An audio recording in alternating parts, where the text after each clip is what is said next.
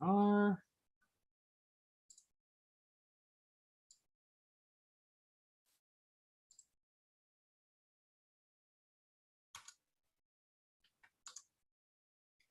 Zoom in just a touch. All right. I think we are just about ready to start. Okay. Just another minute. Give me a chance to have a sip of tea.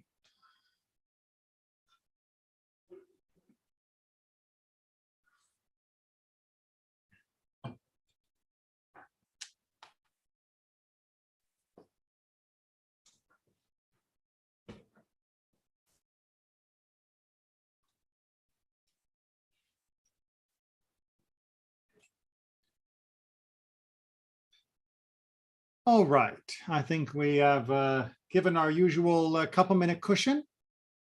So let's go ahead and jump into the Mishnah. We are picking up in chapter 3, and we are picking up with Mishnah number 4.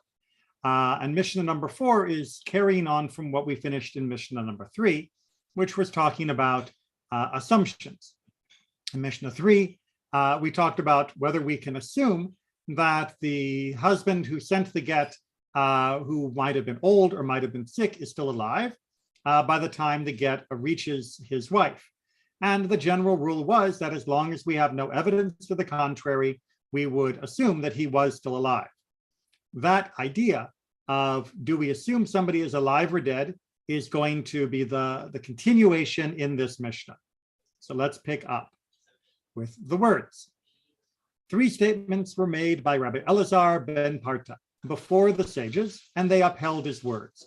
So this phrase, before the sages and they upheld his words, basically means that he made an argument and the other sages agreed that this was a correct interpretation. About people in a besieged town, and about people on a ship listing at sea, and a person who has been brought to a court in a capital case, that they are presumed to be alive.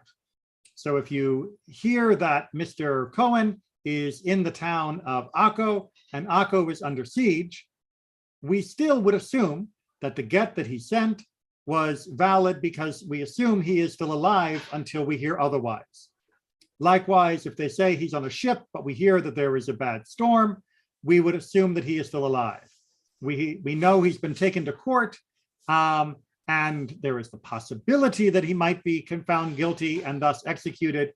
Nevertheless, if he's just been brought, we would assume he is still alive and act in that way.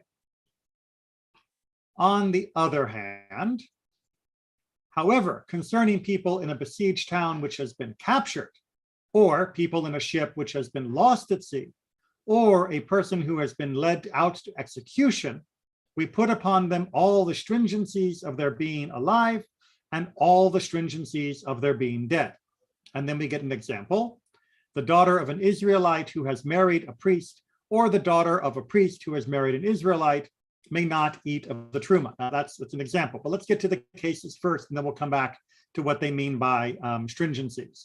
So the case of being in Akko, and Akko has fallen to the attackers, or you're on a boat, but that boat is now reported lost, or the person wasn't just taken to court, they have been found guilty and they are being walked out to the execution place. In all of those cases, we have to be strict as if they were alive and strict as if they are dead. It's one of the rare cases where we apply a double stringency, because they might be alive and they might be dead. And in this case, because of the doubt, we have to rule as though they were both alive and dead at the same time. It's the Schrodinger's cat of Mishnah. And the example they give of that is if there is a regular Israelite woman who is married to a Kohen, then of course, usually she'd be allowed to eat from truma, that special food that's just for the Kohanim, as long as he is alive. If we assume he's alive, she should have permission. If we assume he is dead, then she does not have permission until it can be proven that he is actually still alive. Thus, she is not able to eat until there is proof of him being alive. On the other hand, the daughter of a priest who has married an Israelite may not eat truma. Normally, if you're a daughter, a bat Kohen of a Kohen family, if you are single, you can eat from your family's food, meaning from your father's house, and you're eligible to eat the truma. While you are married to a regular Israelite, you're not allowed to eat from your father's house because you're eating from your husband's portion. But in this case, when we're not sure if her husband is alive or dead, and it is a dangerous enough situation that there is a strong presumption of death, we still say, well, he might be alive. Until you can prove he's dead, you're not able to eat the truma from your father's house. So both women are being penned in by the challenge, the stringency of him being alive and dead legally at the same time. Now, that may sound unfair, and it probably does feel unfair in that situation. But the sages are trying to interpret the situation in the most accurate way they can. There is enough reason to believe he is dead to cut off access to the truma, but not enough reason to believe that he is dead to allow access for the other woman to her family's amount. They are stuck in limbo until this can be resolved one way or another. And you may remember from our earlier discussions, the rabbis are very generous with accepting testimony about the death of a missing husband, precisely to avoid this type of situation. Aaron, I thought I saw your hand go up and then it went down. Did I answer? It was. I think I might be thinking about the wrong Mishnah, but wouldn't a get solve this issue? And if they had a brother if he was without children, a get and doing halitza solve this issue for the most part? Well, no, this particular issue can't be solved by chalitza because we don't know if he's dead. So her brother wouldn't be allowed to perform the ritual until we were sure that the missing brother is actually gone. With regards to a get, a conditional get could work, but we haven't really discussed that particular topic yet. So theoretically, if the husband had left a get saying, if I don't come back in 30 days, then this is your divorce, then in a situation like that, with a bit more detail, but we'll leave it for that for the moment, then yes, when the 30 days elapsed, if he didn't show up, alive or dead, she would be officially divorced.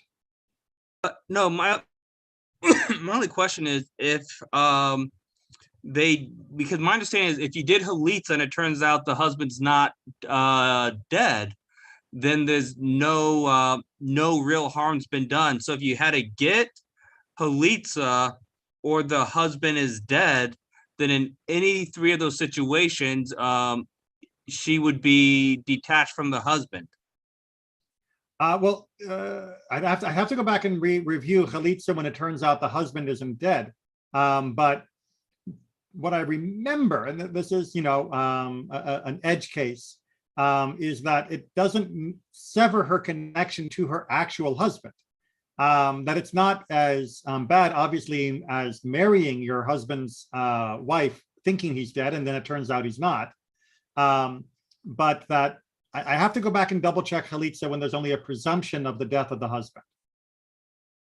Right, but would it be possible to apply all the stringencies of a divorce, death, and a halitza woman instead of just leaving her tied to this person with double stringencies? Well, you can't divorce her unless a get was written prior to his disappearance. And in this particular case, there's still difficulty with it. Likewise, chalitza would only work if there was a presumption of death. And here we have a stringency that he might be alive. And it only works as well if there is an actual brother and there are no children. So it's not quite possible to make all of that work in the majority of situations. I might be thinking of the wrong Mishnah. I thought this was the one where he sent the get and we didn't know if he was still alive when it got received due to something like this. Right. Well, no, this is the continuation. That's Mishnah, the previous Mishnah, 3:3. And this is a refinement of whether he's alive or dead. The last one was if he was sick or old, we still assumed he was alive. But this one is if he was in imminent danger, then we can't assume he's dead because we have no evidence of that. But we also can't assume he's alive because the imminent danger creates such doubt as to his continued existence. Right. So that's how she gets squeezed in this scenario. How come we can't apply both the stringencies of a widow and a divorcee? Because she wasn't divorced if he was dead. Yeah, but you can apply both stringent because either way, if she got remarried, it wouldn't be adultery if you applied both stringency, because if he was dead, then she's removed from the husband by death. If he's alive, then she's removed from the husband through divorce. Right, but the divorce isn't legal if it was delivered when he was dead. Yeah, I just thought the fact that the divorce wasn't legal because the person's dead, assuming there was no yip boom that needed to be performed, I figured that would get rid of any of the negative consequences of marrying at that point. But if I think we might be trying to clear this up so that we can. Let me rephrase that. Okay. If the divorce is invalid because he's dead, then none of the negative consequences of remarrying would apply. Right, but she won't know that the divorce was invalid because he was dead, because the whole Mishnah is premised around not being sure whether he's alive or dead. Right. So as long as you apply the stringencies of a widow and a divorcee, then you avoid any of the negative consequences of either of those two things happening.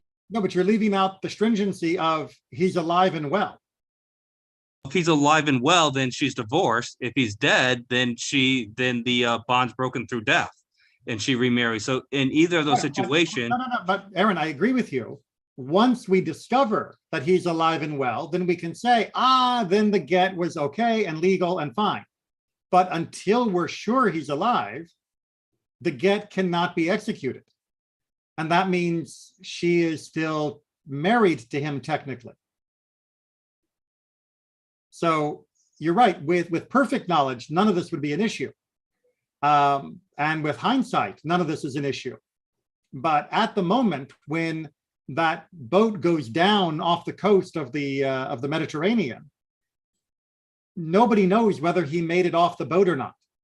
Nobody knows whether he swam to shore. Nobody knows whether he was hit and has amnesia and is living on Crete. We don't know. That's the underlying doubt here. On the other hand, there's such a big chance that he is dead that we cannot permit her to act with the certainty that he's alive. That would permit her, in this example, to eat the truma. So that's the crux of the problem.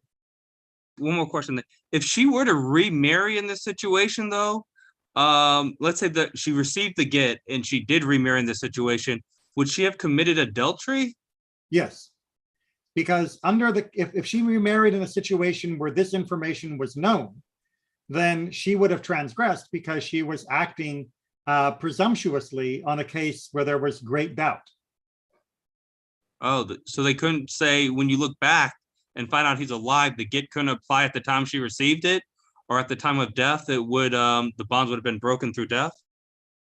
It would still be very problematic, exactly, because she would be considered an adulteress, I guess you would say, until it was rectified one way or the other. Because she is acting without knowledge. Hold on a second. Let me just right. So in this particular case, where there was a get sent, I'm sorry, I was thinking of in general of when a man disappears. In this particular case where a get was sent, and we're just not sure whether he's alive or dead, then she wouldn't be allowed to be remarried. And if she did remarry, the marriage would not be considered valid. But and she would be considered a presumptive adulteress in the meantime, because of the situation. But it would not be quite the same situation as if there hadn't been a get sent in the first place. So as you can see, it gets really complicated. which is why the rabbis always recommended that when a person was going on a dangerous trip, that they write a conditional get for their wife. If you're going to get on a boat, which used to be a lot more dangerous than it is now, you would leave a get with your wife or with the court that said, if I'm not back in a year, if I'm not back in 80 days, whatever it is, you are divorced. All right, 3.5. We're going to continue with the what ifs of the get delivery. If one bringing a get in the land of Israel becomes sick, he can send it with another. So, as Rabbi Kolb points out, normally if you're coming from out of the country, you have to say, in my presence it was written and signed, because of the difficulty of getting the witnesses to come and testify. But in Israel, the original person designated to deliver the get, if they are unable to, they can hand it off to another person who can fulfill the delivery just fine, even though they were not there present when it was written and signed. No problem, we're in the same country. If there's any doubt, we can always check with the signatories to make sure that it was valid.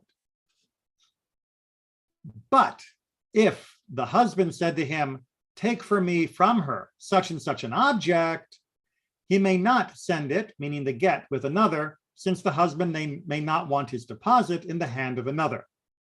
So here we have the get deliverer being given two jobs. One is to deliver the get, and two is to take back from her some such object. But because that duty, the second duty, was entrusted to that person, it cannot be transferred to another without the consent of the husband. The husband may not be happy to have just anybody picking up whatever the additional deposit was, or whatever the additional item was. Just like with a borrowed object or something loaned on trust, you cannot pass it on to another person that does not already have the explicit trust of the owner.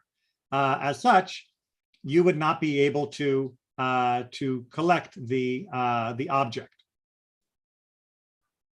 And as explained, that means that you can't do the get delivery either through another person. If the get delivery and the collection of the item are a single activity and action, then they need to be done by the person that was given that job in the first place.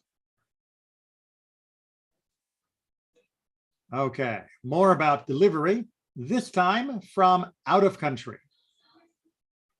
If one bringing a get from abroad becomes sick, he may arrange a court of law and send him on with the get, declaring before them, in my presence it was written, and in my presence it was signed. Okay, so now it gets harder. We have a person, they want to send the get, they give somebody the get, that person travels, but along their travel they become ill, they arrive in country, they are not fit to carry on their mission. So they need to give someone else that job. But they need to make the declaration, in my presence, written, in my presence, signed. What do? They arrange a Beit Din, they make that declaration before the Beit Din, and then that Beit Din has now authenticated the original delivery intention, and it can appoint another person so that that person will be able to deliver the get in the final leg. However, part two, and the last agent, meaning the person who is the actual deliverer of the get, is not required to say, in my presence it was written and in my presence it was signed. Rather, he declares, I am the messenger of a court. So since that last person is not the original and was not present when it was written, not present when it was signed, he cannot make the official oath. But since he has been designated by the court in order to have that responsibility, and the court has already verified the presence of signing and presence of witnessing, he makes the declaration of, I am an agent of the court. And for those of you keeping score, this is the most common form in a modern appointment of shlichut, of agency, when delivering the get. Yes, sir. Do they, is there another form they take or something they have to sign on the document to say that, to verify he's the agent? Not on the document, but another document of agency is usually generated. Just out of curiosity, in modern days, you said they still do this? They can't use Zoom in modern times? That is correct. In the modern times, we still require these documents. And whenever I am delivering a get, it always comes with the appointment of agency to make sure that, usually me, will be the person who's been declared as being a valid deliverer for the get. And you get it through mail, right? Yes, we use the good old US Postal Service or FedEx or whatever. But yes, with Gittin, we are still very, very traditional because, well, it's important. As we've already noticed, if something goes wrong, we create a mountain of trouble. And as such, we want to make sure that everything is being done as tradition and as halakha has continued to say it needs to be done. And even though we have modern conveniences, we're not going to risk accidentally creating a problem for the family by using a novel modern technique. So no, we do not deliver a get by Zoom. Yes, sir. And Rabbi, just one more question. When they send the get, does all that stuff we learned about when a get leaves your presence apply? So they have to put all these special markings on the envelope and everything?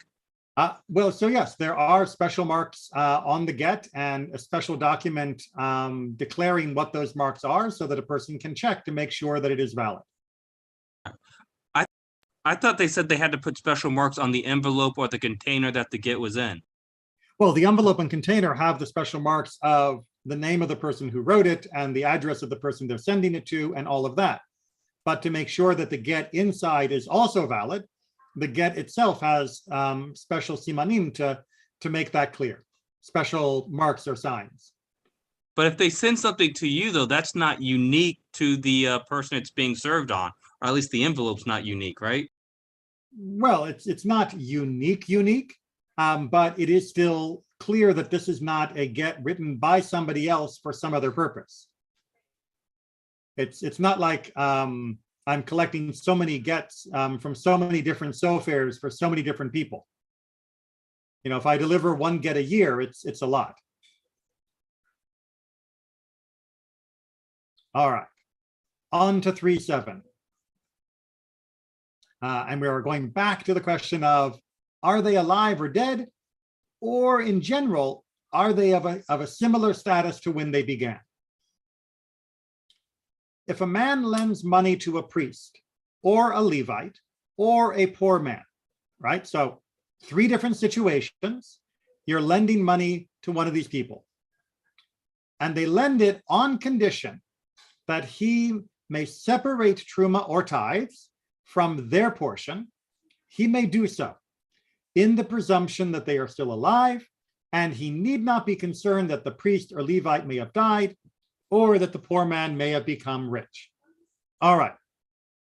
This is going to seem a little weird, but just try and follow along. We're going to start off with the idea of the Levite, which I think is probably the easiest version. So I make a loan of 100 shekels to my good friend, Mr. Levy. Now, Mr. Levy owes me 100 shekels, but I owe Mr. Levy the tithing each year as well. So I tell Mr. Levy, tell you what, I'll just take my payment back from you by not giving you the tithe I owe you for each year. So you keep the money I loaned to you, I'll keep the tithe I would have given to you, and eventually that'll balance out and we're good. Remember, of course, no interest or anything else, but This is just a straight repayment. Now, the question would be, well, if I give the money to Mr. Levy, and then each year I am keeping back the tithe I normally would give as a repayment to myself for the money I lent him, what happens if I haven't seen Mr. Levy that day, the day that I am setting aside the tithe? How do I know he's still alive? He could have dropped dead yesterday, in which case the tithing that I am taking, I need to give to a different Levi. I can't give it to him. And that could be a problem. Well, the presumption is, as long as we don't have any reason to think they're dead, we assume that they're not dead. And the same goes for a Kohen, and for a poor person, the same goes with, we don't worry that they have suddenly become rich, and therefore the tithing that we are setting aside for the poor would no longer be valid for them. They're no longer eligible. Instead, we assume people are alive until we hear otherwise, and we can continue to take the tithe or truma in their absence and not worry that we have misappropriated the funds because of the unlikely event that they are dead or have gained wealth. Does that make sense? Okay. If they died, like he does find out that they're dead, then he must obtain permission of the heirs, meaning that he then has to check and see maybe the heirs want to repay the debt differently. Maybe they want him to still tithe, and maybe they want him to still give truma directly, as would be his normal obligation regardless of the loan. And they don't want to pay back the debt of the estate in that manner. Instead, they would like some other arrangement. And he cannot make that assumption for them. He has to actually talk to the heirs of how they would like to pay off the estate's debt that is owed to him. And he would explain what arrangement he had with their father and see if they wanted to go through with that. Now, if he made the loan in the presence of a court, then with the court being basically the co-signer in a sense, then he does not need their permission to go ahead and handle the debt as was agreed upon in the presence of the court. Aaron. If they're using teruma, do they count the teruma at a discount? What do you mean discount? Because since it's owed to a priest, they obviously can't consume the teruma themselves like they could a tithe. So right. They would usually, when you redeem teruma for cash, it has to be done at a discount. No, because what actually happens, and the Gemara goes into this in more depth, is they sell the truma that would have been given to the priest that they made the loan to a different priest. But since it is technically truma, the other priest can eat it, and you're right, the Israelite cannot. But it's not redeeming the truma at that point. It's merely transferring the ownership from one priest to another. But usually when you sell the teruma, though, I thought you usually sell it at a discount because there's a more limited market. Well, I mean, that would always be a question of how much can you get for the truma. But then that would be, part of the arrangement of the loan, of if the creditor is willing to take that risk of what can he get for the truma and then set that against the principal of the loan, that is entirely up to him and the debtor for making that arrangement. All right, 3.8. Almost done with this topic. If a man set aside produce in order to count it as truma and tithe, or money in order to count it as second tithe, he may continue to count it as such in the presumption that they still exist. Okay, sorry, I got a little something in my eye. All right, so in this case, he takes the truma or money, and he says that this is going to be the amount that I'm going to spend against my tithe. And that money is set aside. We'll just use money for the moment. And then as he is harvesting and redeeming other food, he assumes that the money that he has, like let's say back at his house, is still sitting there, so that when he picks up the food and says, all right, I got another 50 bushels, that's going to be another whatever tithe, that'll be covered by the money I have sitting at home, meaning that the money is already sort of preemptively set aside for that purpose. The question is, that the Mishnah is trying to answer for us, well, if I'm out in the field and I'm making declarations of tithing, and I'm setting that tithing against money that I have set aside at home, what happens if the money ain't there?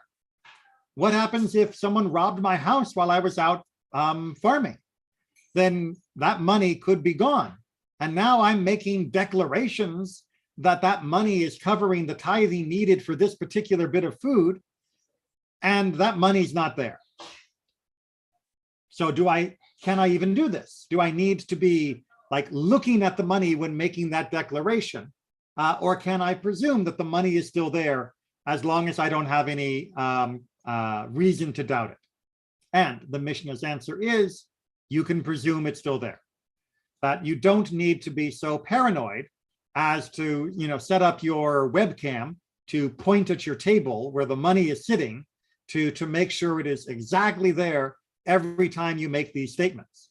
That you can assume it's still there as long as there's no obvious reason to think otherwise. Questions on that part? Okay. If they are lost, then he must be concerned from time period to time period. The words of Rabbi Elazar ben Shamua. All right, so we'll back up in just a second here. Sorry, we're going to go forward and talk about what he's talking about concern, but I just want to explain this time period to time period. This is an idiomatic expression in Mishnaic Hebrew, and it basically means day by day or a 24-hour period. So here is the question. If I have been using the money sitting on my table as my bank of which I have been tithing against, and saying eventually it's going to be this amount and then I'll take it to Jerusalem, if when I get home I find it is gone, all right, shock, horror of horrors, I come home and it turns out the money's gone. I don't know what happened, it's just gone. Well, how much of what I said I was tithing against it do I actually have to worry about? Do I have to worry about everything I've tithed since I last saw it? Do I only have to worry about the things I tithed in the last day? Do I only worry about not tithing new things and assume that it disappeared right before I walked through the door? How long do I need to be concerned that this money might have been gone when I was making my declarations? How much do I need to retroactively fix? So that is what we're talking about. Now, Rabbi Elazar ben Shamua, his answer is the last 24 hours. Let's say you were out at your vineyards and you were there for a month and you assume the money back home was perfectly fine. And then you leave, you get home and you realize it's gone. You should assume the money disappeared sometime in the last day. So any of the grapes you were tithing against during the last day, those would be needed to be retithed with new resources. But everything prior to that, that would be considered covered by the money that has been stolen. It's not your fault it got stolen. The tithe was still valid, and you don't need to retithe from everything else. Rabbi Judah says, at 3 seasons, they check the wine. Check the wine means to make sure that it has not gone off, not soured. When the east wind begins to blow at the end of Sukkot, when the buds first appear on the vine, and when the juice begins to form in the grapes. So Rabbi Yehuda says that these are the 3 time periods when a person would check to make sure that the wine hasn't gone off. And as wine was the kind of thing that would also be used as a surety for the amount that was being tithed, as the collateral, if you will. This is being used as a framework for the barriers of my concern. Whereas Rabbi Elazar ben Shamua says it's only the last 24 hours. Rabbi Yehuda says it has to be whatever was the last time you checked, meaning that you have to go back between the last check and now and assume that something went wrong during that window. So you can't just say only 24 hours. You have to go back to your most recent observation, your most recent check. And for those of you keeping score, which I know you always love to do, Rabbi Yehuda wins this argument. We go back to our latest check, and we cannot assume that anything we tithe from our last check till when it was discovered to be missing was correctly tithed. We have to assume it was taken immediately upon our departure, and thus everything would have to be re-tithed. Questions or comments before we finish chapter 3? Rabbi, are you allowed to check more than those 3 times a year if you just want to be safe? Oh yeah, you can check all the time. You know, you can check, you can keep it in your belt, and that's perfectly fine. But it goes back to your last check, right? Exactly. So yes, nowadays, you know, with better technology and everything, this would not be quite such the problem that it was, where people would often be absent from their main home for months or even longer at a time. So this is a real issue. Now, you'll notice that all of these last few Mishnayot, both the ones we did today and 3.3 from last week, are all dealing with questions of assumptions. And assumptions are always going to be tricky. On the one hand, we don't want to make assumptions. We want to know what we know and know that it is as true. And we don't want to say, well, it's probably okay. Not with tithing, not with marriage and gets. On the other hand, without assumptions, we cannot function. The second you walk out the door, you are assuming that what was behind you is still there to a relative degree. Otherwise, it's like, you know, checking to see if you locked the front door before you go to bed. You lock it and you go to bed, and then you think, oh, I wonder if it became unlocked while I was gone. And you get up and you check it again, and then you go to bed. Well, what if it happened last time? What if it happened last time? There is always going to need to be this balance between assumption and non-assumption. And the rabbis, I think, have struck a very good balance of not assuming too much in the sense of like the tithing here, but also not assuming too little with regards to freeing a woman through a get under most circumstances, but also recognizing sometimes we are just trapped. Sometimes we cannot make good assumptions. We don't have enough information. And that is a problem. And it's a problem that continues in the modern world, especially with regards to a get or to a woman's status as a widow. And that's something that we're going to get into more in chapter 4. And where's my mouse? Come on, there we go. Okay, so we talked a little bit before about the annulling or canceling of a get. And the idea of a husband sending a get and then canceling it before the get is enacted. Well, chapter 4 is going to go into this in a lot more detail. So if a man sends a get to his wife and then catches up with the messenger, or sends a messenger after the original messenger and says to him, the get which I gave you is annulled, then it is annulled. So imagine the scenario. The husband is in, let's use Orlando in New York. The husband is in Orlando, the wife is in New York. And the husband has a get written for his wife, and he gives it to a guy who gets in his car and starts driving to New York. And then the husband says, actually, I want to cancel that. And so he writes out a document saying, I cancel that get, and he gives it to another guy who's in a faster car. And that guy races after the first guy, catches up to him somewhere in, North Carolina, and the get is canceled.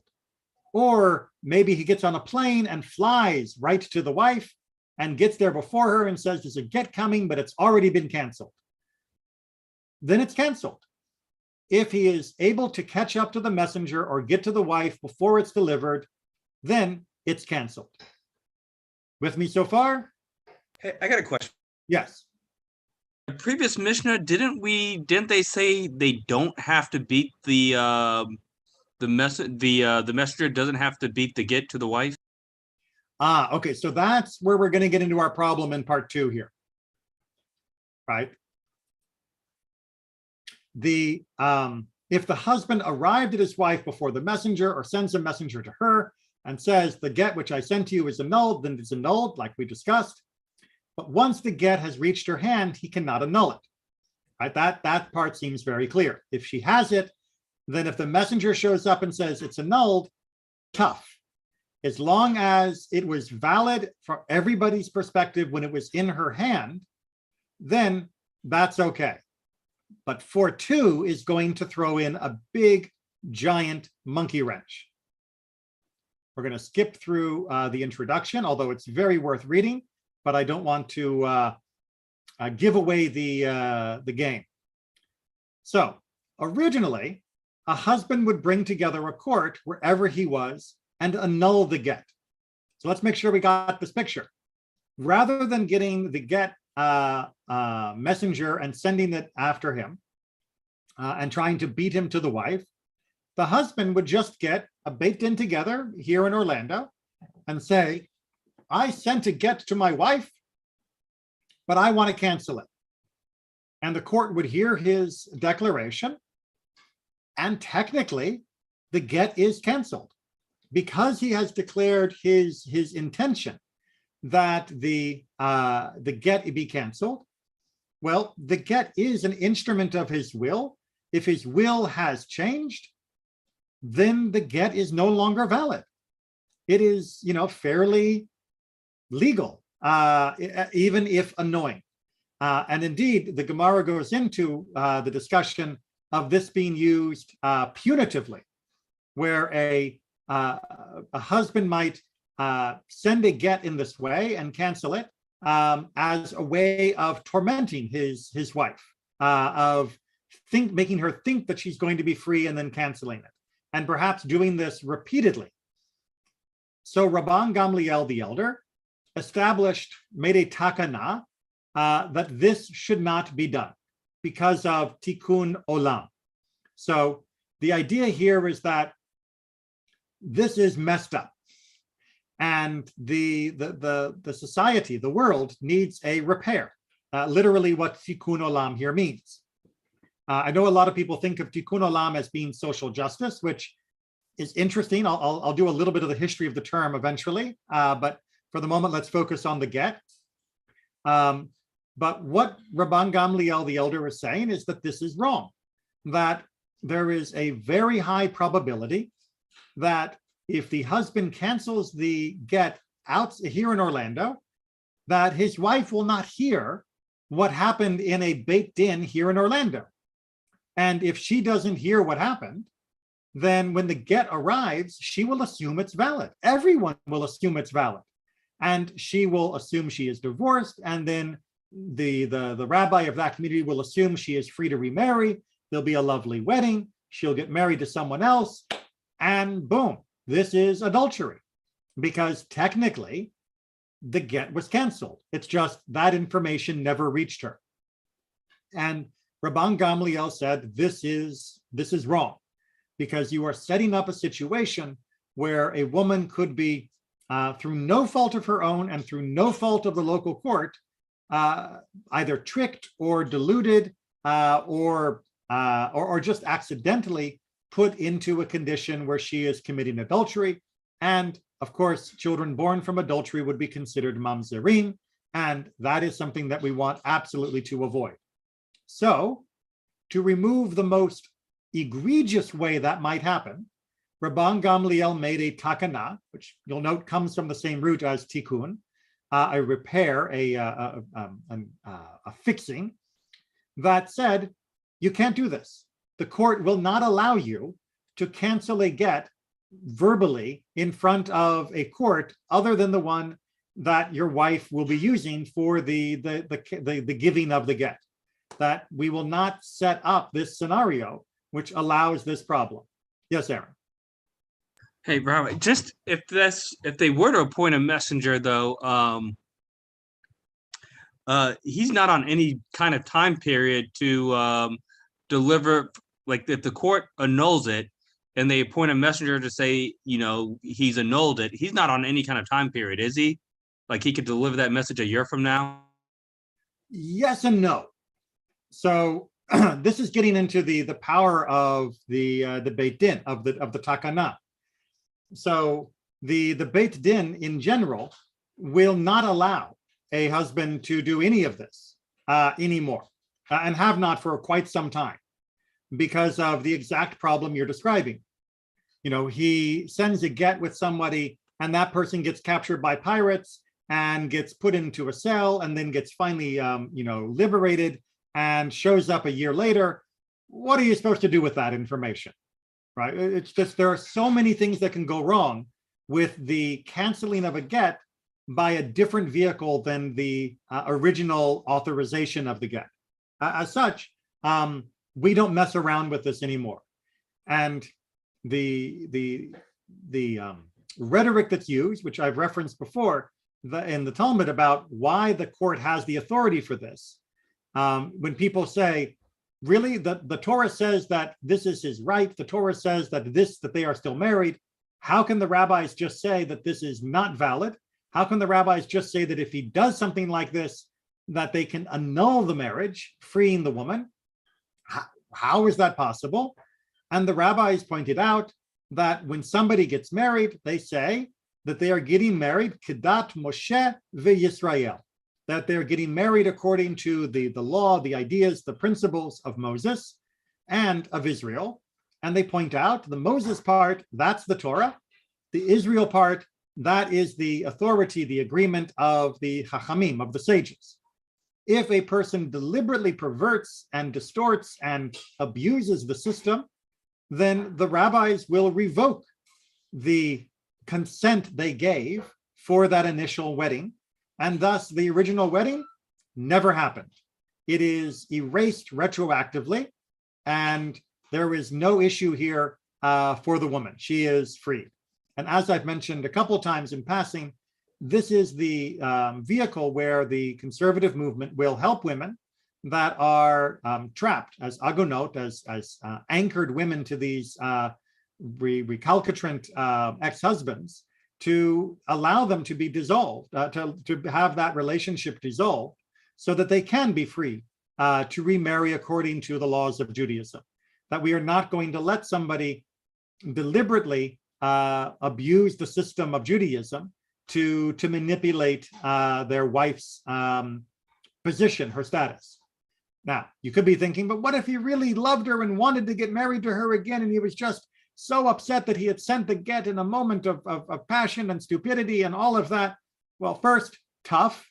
Divorce should never be done as a moment of passion. It should always be a clear thought. And two, go ask her to marry you again. Remarry her. Nothing wrong with that. Show up and say, I was an idiot. Will you marry me again? If she says yes, great. No harm, no foul, everything's fine. If she says no, you know what? Maybe she learned something about the kind of person you are that tried to divorce her and then tried to send a makeup letter by canceling the get without bothering to go yourself.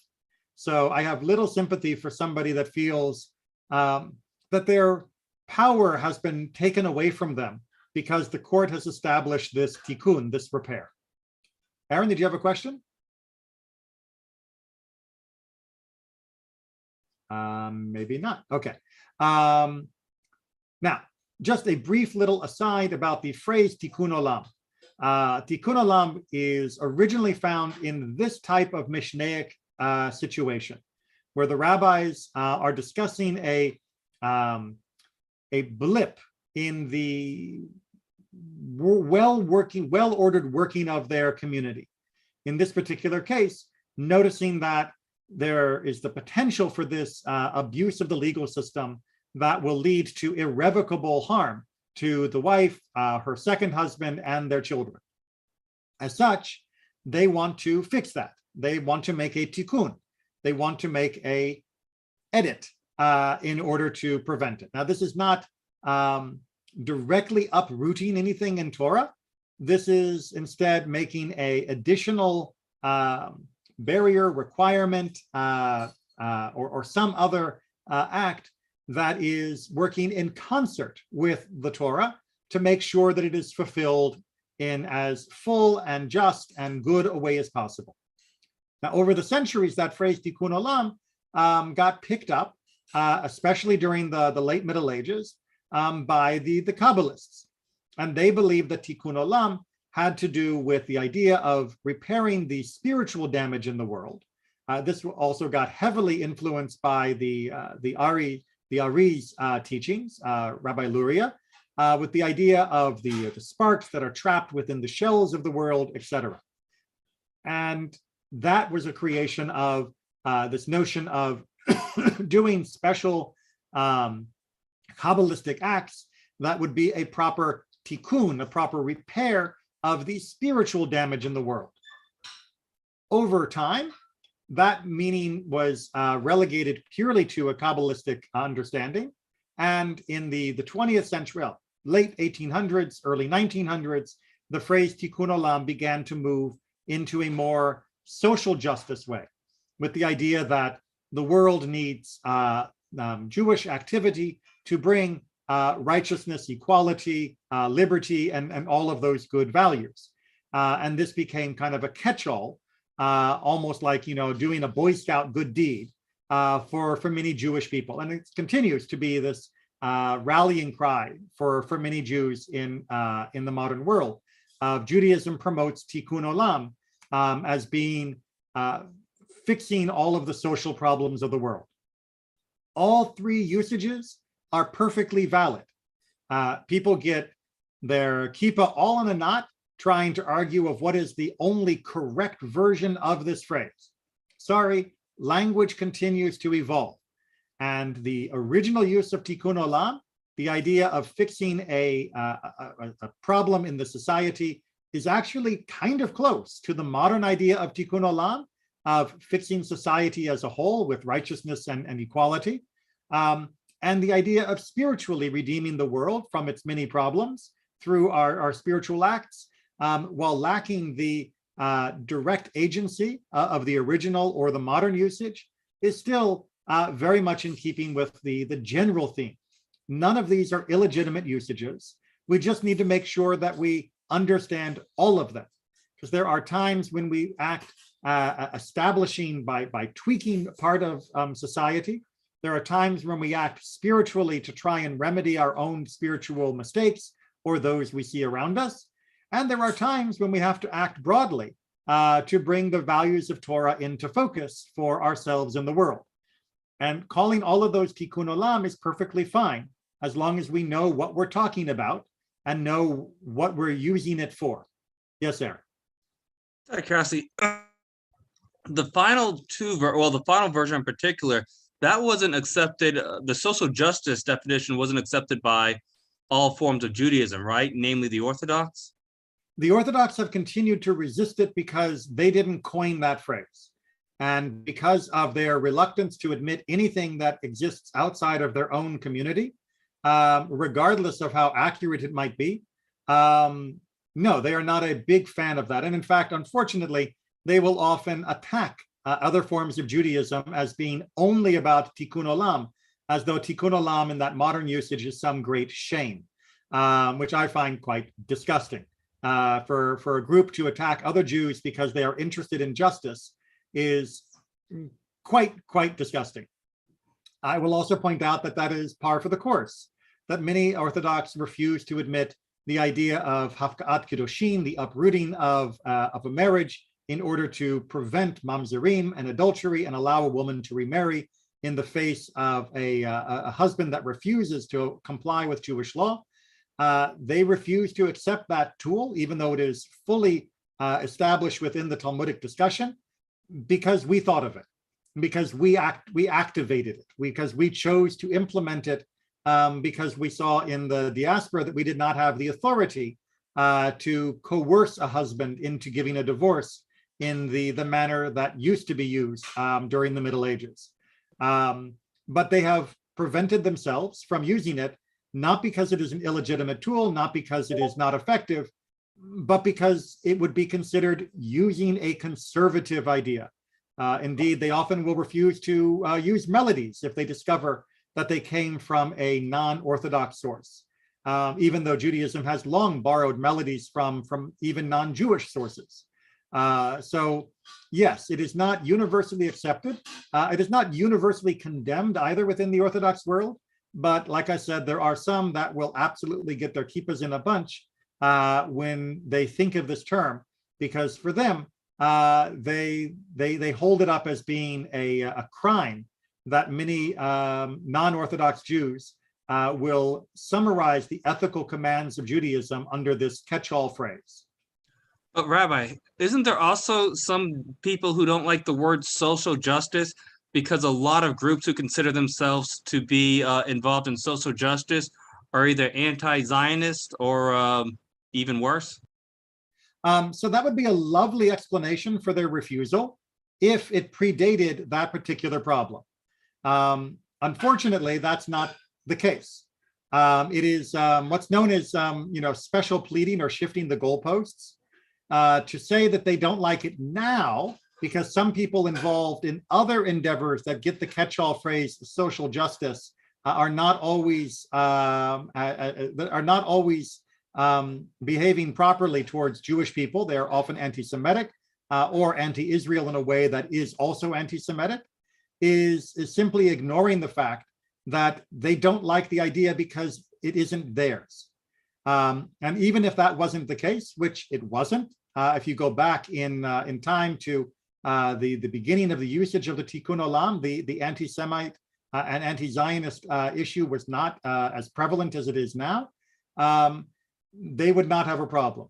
Additionally, and I'll finish the topic with this, allowing others to tell us that we can't use a Jewish term because they use the word social justice in English, and they are so stupid to think that social justice doesn't include getting rid of anti-Semitism, means that we are being told we cannot continue to use one of the great principles, this Tikkun Olam rooted in the Mishnah, as an idea of helping society move forward above and beyond the minimum standard the Torah gave us, just because some other idiots have misunderstood what social justice means in the broadest sense. I, for one, am not going to turn my back on Torah principles just because other people who wave a banner of social justice leave out Jews when advocating for it. I am going to say that Tikkun Olam, in all of its many different meanings, is absolutely appropriate.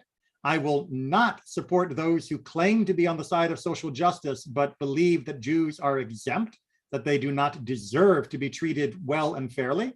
I'm not going to abandon my commitment to social justice just because they are like that. The same way that there are people who advocate against white supremacy that in turn out to be racist themselves. I'm not going to say, don't fight white supremacy just because some of the people who are opposed to it are also racist in a different way. I'm going to say white supremacy is wrong and other forms of racism is wrong. And I'm not going to worry about the fact that I've got a phrase that others are made uncomfortable with because it seems similar to the phrase of some of those other people. It's just a ridiculous excuse to try and separate themselves from the values of Torah and from the majority of Jewish people who rightly recognize that Torah calls us to act in the world in a way that brings its values to fruition. But Rabbi, and I think the Yes? Muslims have the same problem. If enough people use a word a certain way, it almost takes, or a phrase a certain way, it almost takes that meaning. And it's my understanding that the Muslims are having the same problem with the term jihad, that it's not actually a term for terrorism. Although in America, if you hear the word jihad, the first thing people think is terrorism. Absolutely. And we have to fight. Just as a trivial example that will show you that giving up on this is ridiculous. The company Coca-Cola has fought for decades to make sure that the word Coke remains their term. Even though most of us use it generically to mean any kind of brown soda, they absolutely will fight tooth and nail and sue anyone who calls their drink Coke that isn't Coca-Cola. And that's because they know that it is their brand, it represents their idea, their property. So too, I am not going to give up on Torah. I'm not going to give up on righteousness. I'm not going to give up on social justice just because there are some that misuse that term in ways that are anti-Semitic or racist or sexist or other problems. Just because someone else misappropriates my word, my language, my ideal, I'm not giving up on it. And we have to fight and not relinquish, not let go 1 inch of the proper meaning of these words. And I think for anyone within the Jewish faith to say that we should give up on using the term social justice because some people misuse it are in fact doing a great crime to the world, because the world needs true social justice, and we can absolutely be a huge voice in that conversation.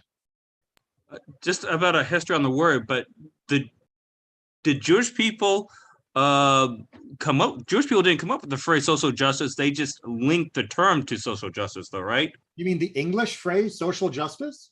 I mean, they didn't come up with the ideology of social justice, which has evolved over time. It looks like they just linked the word tikkun olam to the ideology of social justice, which has evolved over time. I'm not sure what the point of the etymology of the word is. I mean, social justice as a concept, is it illegitimate if it was originated by Locke or Mill or by any of them? I mean, that I don't see how the origin of the English phrase social justice or the choice of translating tikkun olam into social justice in any way, shape, or form invalidates it. And again, the fact that modern groups will continue to mutate a word doesn't mean we can't act as an anchor to try and establish it and hold it true to the fundamental principles that Judaism teaches. All right, we got to finish this because I can smell dinner in the other room. Originally, just a second. Originally, the husband would change his name or his wife's name or the name of his town or his wife's town. Von Gamliel, the elder, established that he should write the man so-and-so or any name that he has, the woman so-and-so that any name that she has, because of tikkun olam. So this is one more example of tikkun olam. In this case, the person writing the get would just give the name that he was known by in this town or his wife's name in that town or whatever it were. Now, Rabban Gamliel did not want there to be mistakes. He did not want there to be any doubt about who the get was from and who the get was for. And so, even to this day, when you are writing a get, you have to list every nickname that person has. If their nickname is Bunny, then they are called Bunny. If their formal driver's license name is, 5 words long, then you write out all 5 words. That every single way that the person is referred to is used when you are writing a get. And that is to avoid any particular problem. And this is, again, tikkun olam. We are trying to avoid problems. We are trying to make sure that the system works as smoothly and as correctly as possible. Were the previous gets that were written with just one name or another, even if it wasn't the full list, were they invalid? No, they were valid. But were they prone to abuse? Were they prone to confusion? Yeah. So Rabban Gamliel the elder established, made a takana, that we would be explicit in every detail to make sure it was done properly, fairly, and completely, so there wouldn't be that confusion. That is another example of tikkun olam in the classic sense of the word. Just put the end of this up here for those who are reading along, and we will leave it at that. Thank you for the lively, stimulating discussion.